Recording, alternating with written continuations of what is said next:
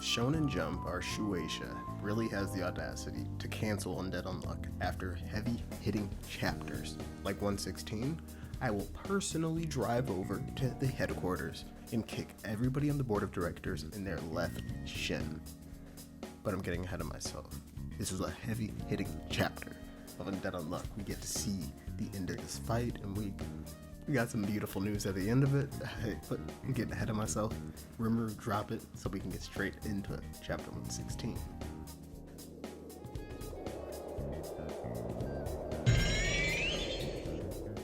So, as we begin the chapter, we see the God of Death, Andy. He's already blabbing everything, and we know that he is kind of got his resolve set. He says that I don't care if these are the test tubes that house your last memories, I gotta shatter them. He has to go forward to not only save Fuko, but to get to this next loop and try to save the world Donnet. So, as Andy blabs these tubes, Nico's just dumbfounded. He's very upset, and Ghost chomps down on his body. And here's where we get into an Undead Unluck masterclass chapter. I was so confused, and Andy was thinking the same exact thing as me, but as Nico lost more of his consciousness and he lost his sense of self, Ghost fully assimilates with him. And whenever Ghost fully assimilates with him, we get Uma Ghost Phase 2.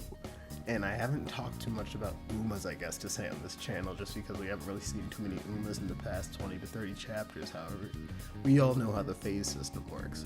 Umas level up during their fights and during their life cycle, and whenever they reach the phase 2 progression, you know that it's getting serious. And Uma Ghost Phase 2 was so dope. This panel right here, Yoshifumi, shout out to the Goatski, because this scythe that he holds up and just this menacing look, he looks like we're Dahoshi and Trojan X. He got the Captain Cape on type. Like, this was a dope introduction to seeing Uma Ghost really being back, because like we were wondering, we know that the Ghost had assimilated with Nico, but was that just a subsection of Ghost, or was Ghost, just gave Nico a bit of his powers, I guess to say, but no.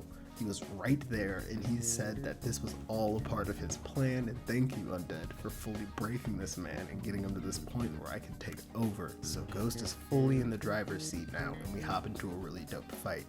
Andy tries to swipe Ghost with his katana, but nothing happens. Just seemingly goes straight through him, and Ghost has just got a smile on his face, a big grin. And with this grin, Ghost uses his scythe to cut through Andy. And as he cuts through Andy, pieces of Andy's body parts stop working. He's like, oh my gosh, my hand won't move right now. And Ghost explains that his moves or his ability immobilizes the soul of an individual. So as it immobilizes your soul, it also immobilizes your physical body. You mentioned that beforehand, whenever he had busted out of the unchanged goo, that was his soul moving his body, that your soul is what really gets you moving. Word to the ego, the id, and the boo-boo-doo-bop. That's a thing in philosophy, I guess, to say that the soul, the ego, is actually what moves your body. Look into it. It's interesting. But we're looking like we're in a lot of trouble right here.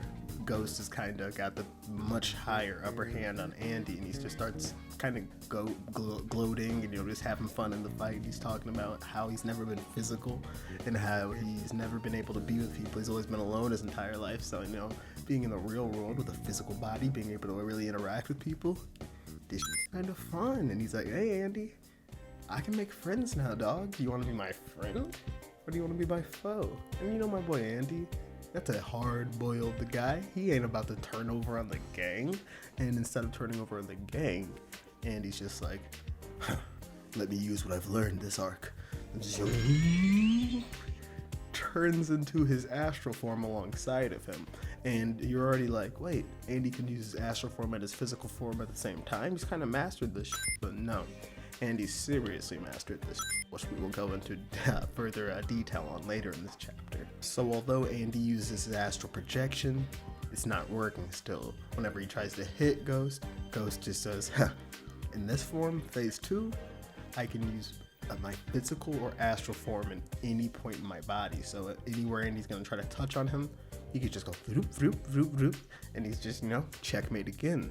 And although Ghost checkmates him again, Andy says, all right, I can checkmate you again. He uses his astral form and his physical form at the same time with the katana to try to stab the same point, ensure his victory, his own form of checkmate.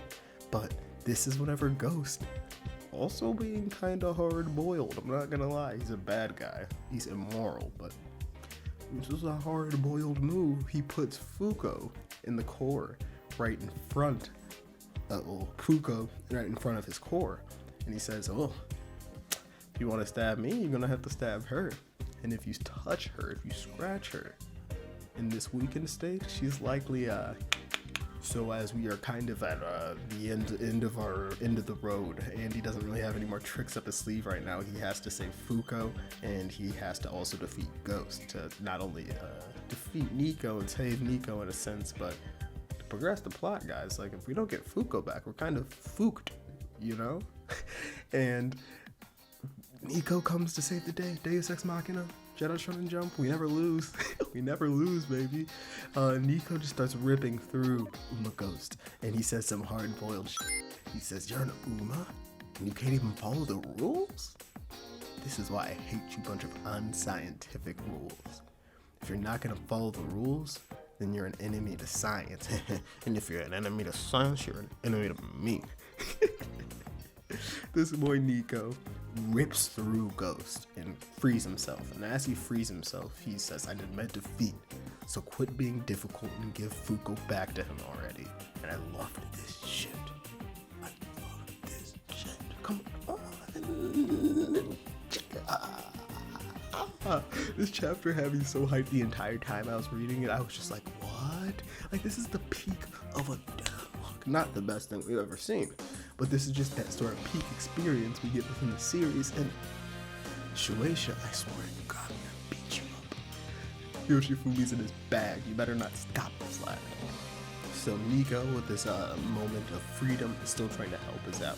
And he looks over at Andy, ripping the Fuko in this cage out of his chest, and says that, hey, I'm already assimilated with this guy. It's kind of clipped for me. He just has this moment of clarity where he's finally broken free of Uma Ghost's grasp. So I think he has taken on the resolve to know that, like, I'm not making it out of here alive. So he says, hey, strike me down alongside Uma Ghost.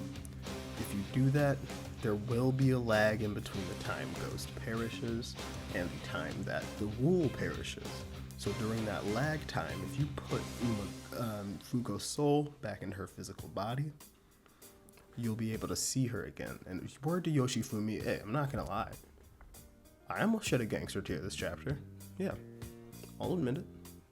Whenever Nico had tears streaming down his face saying that you'll get to see her again, thinking about his woman, thinking about Ichiko Nemuri on sleep, just knowing that these youngins, these little kids are gonna get to do the same that they wanted to do,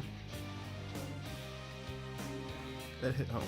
I don't know if it hit home, but like, bro, it was just dope.